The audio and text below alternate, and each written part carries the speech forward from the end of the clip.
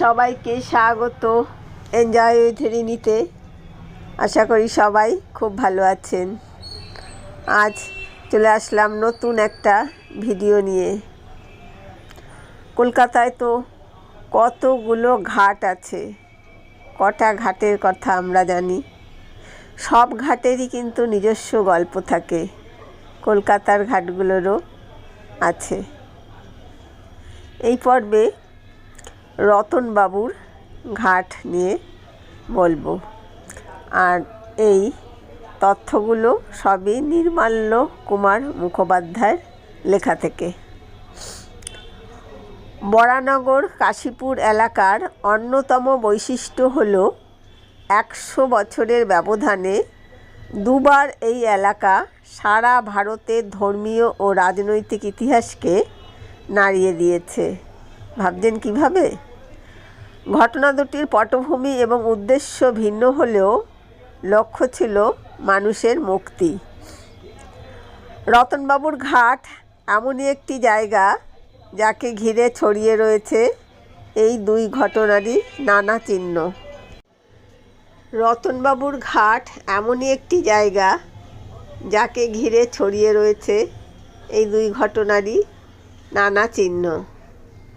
একদিকে যেমন শহীদ বেদিগুলো বারবার মনে করিয়ে দেয় 7-এর দশকের আগুন ঝরা দিনের কথা, তেমনি বরানগর মঠ, কাশীপুর উদ্যানবাটি, বরানগর রামকৃষ্ণ সেবায়তন স্মরণ করিয়ে দেয় শ্রীরামকৃষ্ণের ভাবনা চিন্তার প্রবল আধ্যাত্মিক জোয়ারের কথা। কুটিঘাট ছাড়িয়ে পায়ে পায়ে আরও দক্ষিণে এগিয়ে যাওয়া যায়, তবে পৌঁছবেন রতনবাবুর ঘাটে।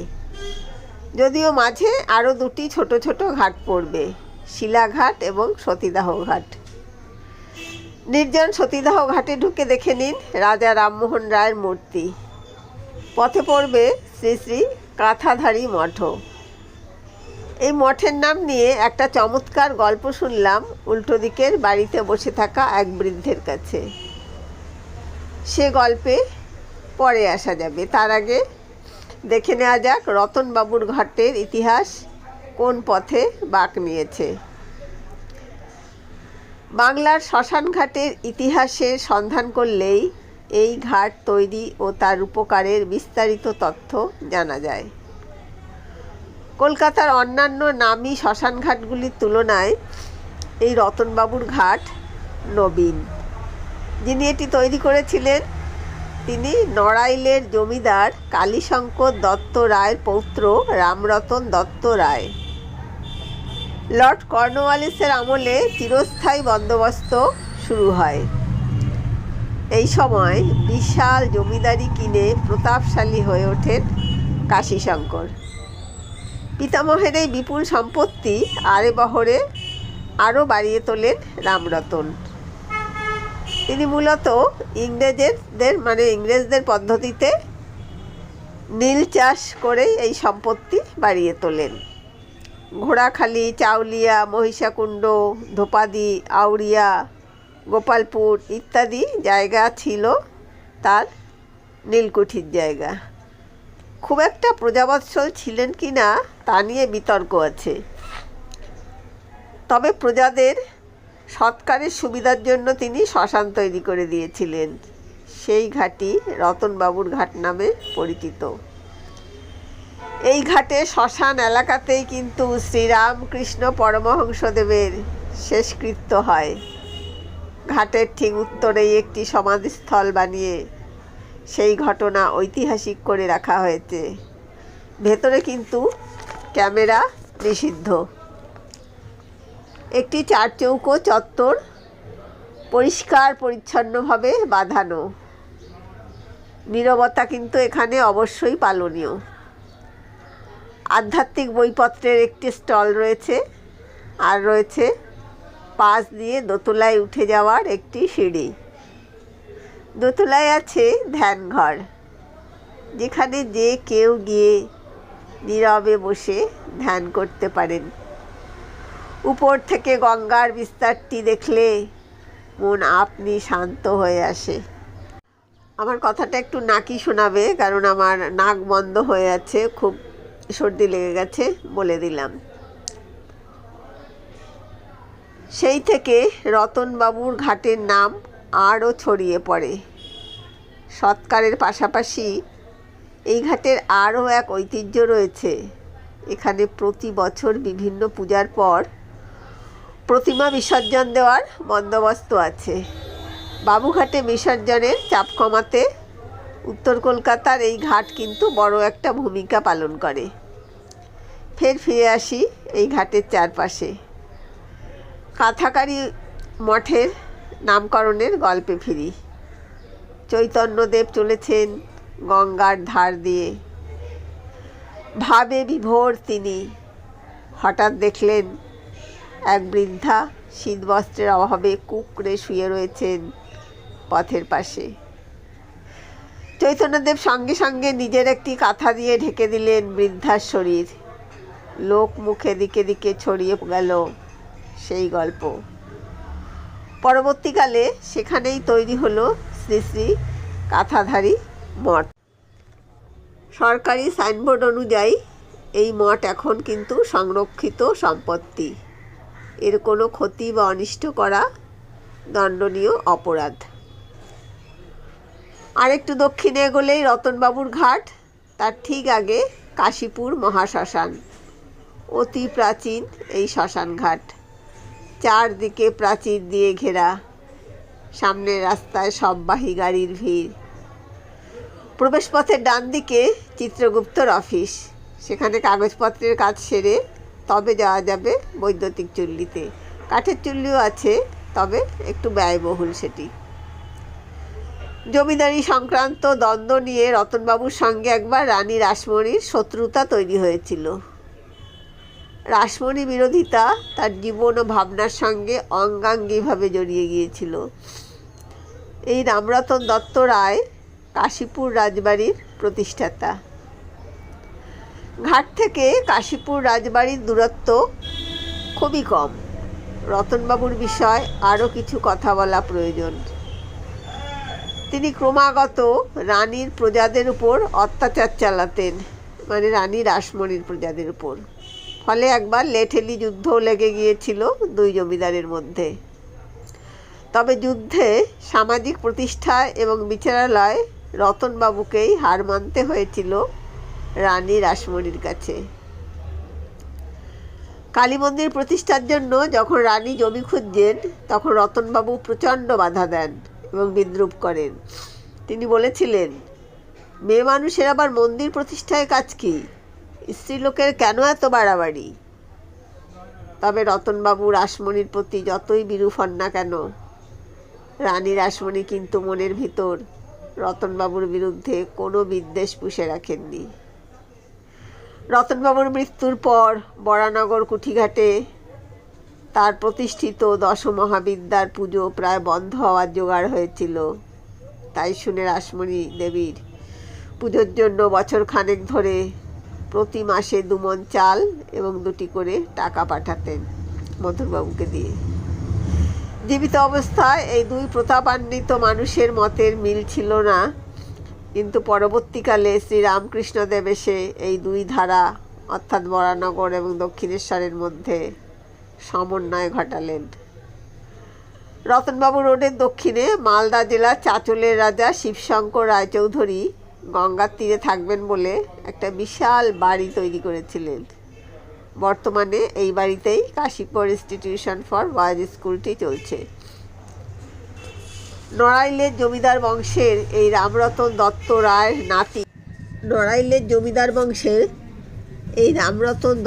রায়ের নাতি কবি তুষার রায়।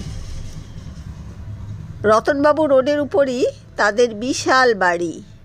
কবি নীরেন্দ্রনাথ চক্রবর্তী একবার দুপুরে তুষার রায়ের বাড়িতে খেতে আসেন। খেতে বসে বাটি থেকে মাংস ঢালার সময় লক্ষ্য করলেন বাটিটি খুব চকচক করছে। কেন চকচক করছে জানতে চাইলে তাকে বলা হলো বাটিটা সোনার। রতনবাবু ঘাটের পাশেই রতনবাবুর জেটি ঘাট। এখান থেকে স্টিমার চলেছে হাওড়া ও বেলুন মঠ। ইচ্ছে হলে ঘুরে আসতে পারেন বিকেলের দিকে। এরপর পায়ে পায়ে চলে যান বরানগর মঠের দিকে। রতনবাবুর ঘাট থেকে সামান্যই হাঁটা পথ, ছিমছাম পরিষ্কার পরিচ্ছন্ন এই মঠ। এই ঐতিহাসিক মঠটি হল রামকৃষ্ণ সংঘের প্রথম মঠ। রামকৃষ্ণের দেহান্তর হলে তার গৃহী ভক্তরা সন্ন্যাসী শিষ্যদের আর্থিক সাহায্য বন্ধ করে দিলেন।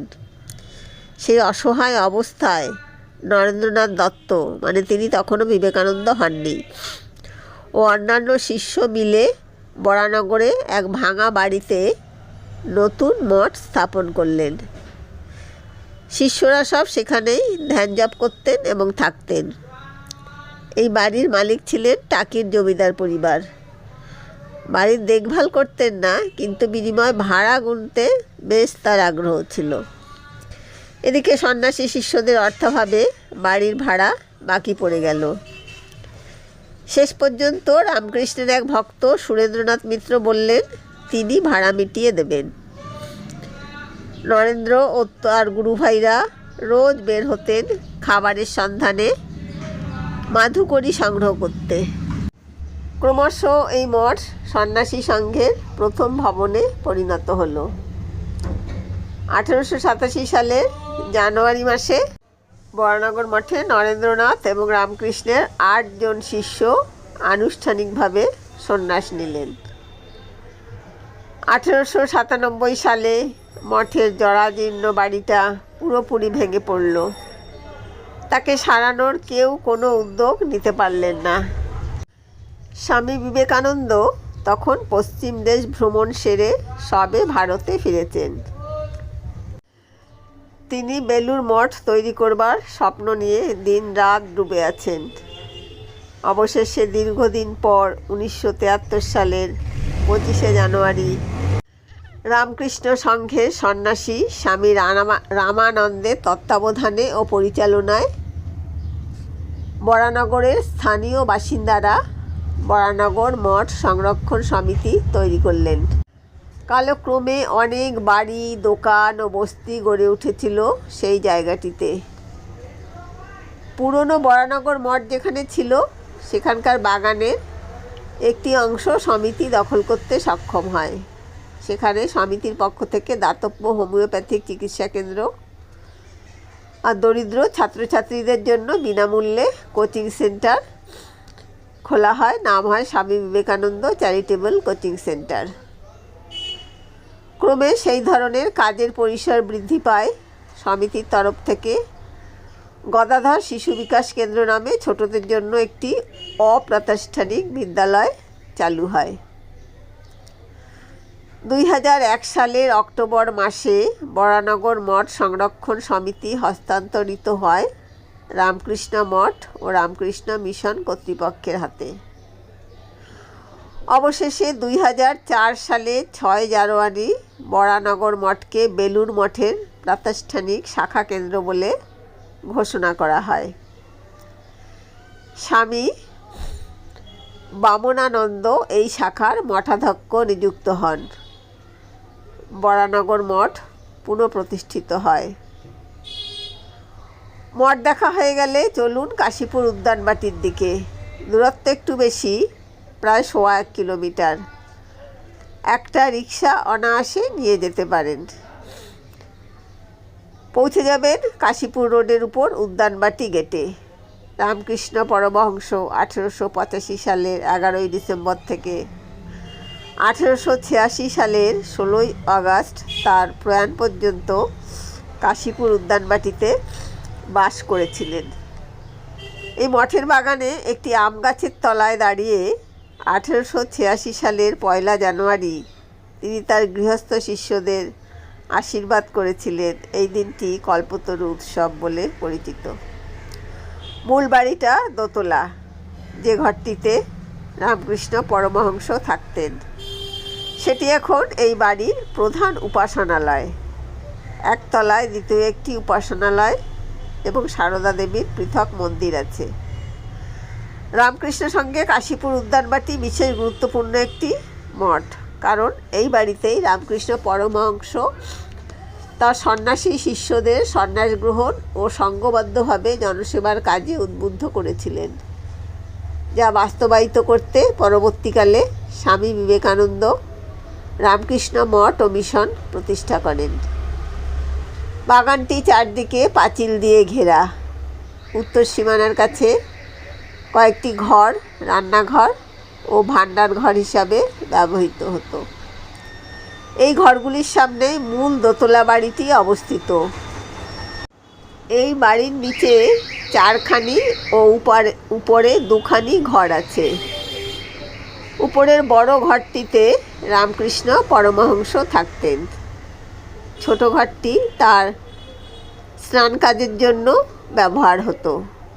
বড় ঘরটির ঠিক নিচে একতলায় একটি হলঘর আছে। এটি ছিল ভক্তদের বসার ঘর। এখন এটি মঠের দ্বিতীয় উপাসনালয়। এই ঘরের উত্তরে একটি সিঁড়ির ঘর আছে। তার পাশে পূব দিকের ঘরটিতে সারদা দেবী থাকতেন। এই ঘরটি এখন সারদা দেবীর মন্দির।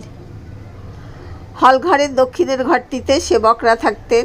এটি এখন একটি ক্ষুদ্র সংগ্রহালয়। উদ্যানবাটি দেখা শেষ হলে আবারও চলে যান গঙ্গার তীরে কাশীপুর রাজবাড়ির দিকে। আগেই বলেছি এই রাজবাড়ি আসলে রতনবাবুদের পৈতৃক সম্পত্তি। বিশাল এলাকা জুড়ে এই প্রাসাদ, কিন্তু এখন দেখলে চোখে জল আসবে। প্রায় মহেঞ্জোদারো হরপ্পার মতো ভগ্নদশা এই প্রাসাদের। ভাঙা বিল্ডিং আর ঝোপঝাড় পার হয়ে দিনের আলো দুপুরবেলাও ঢুকতে ভয় পায়।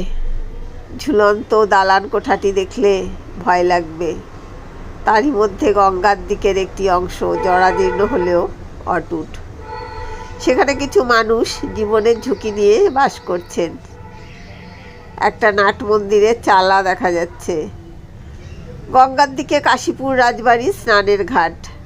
অত্যাশ্চর্য বিষয় হলো এই ঘাটের জলে নামার সিঁড়ির মাথায় একটি ব্যালকনি আজও অটুট রয়েছে। সেখান থেকে অপরূপ সূর্যাস্ত দেখা যায়। আরেকটি বিষয় হলো এই ঘাটে নামার সিঁড়ির মুখে একটি কোলাপসিবল গেট বসানো। এটি রাজবাড়ির কোনো উত্তরাধিকারী লাগিয়েছিলেন। চোর ডাকাত যাতে জলপথে এসে ঘাটের সিঁড়ি বেয়ে বাড়িতে ঢুকতে না পারে। তাই এই রাজবাড়ির ঘাট আজও একমাত্র যার সম্মুখে কোলাপসিবল গেট রয়েছে। কেমন লাগলো অবশ্যই কমেন্ট করে জানাবেন।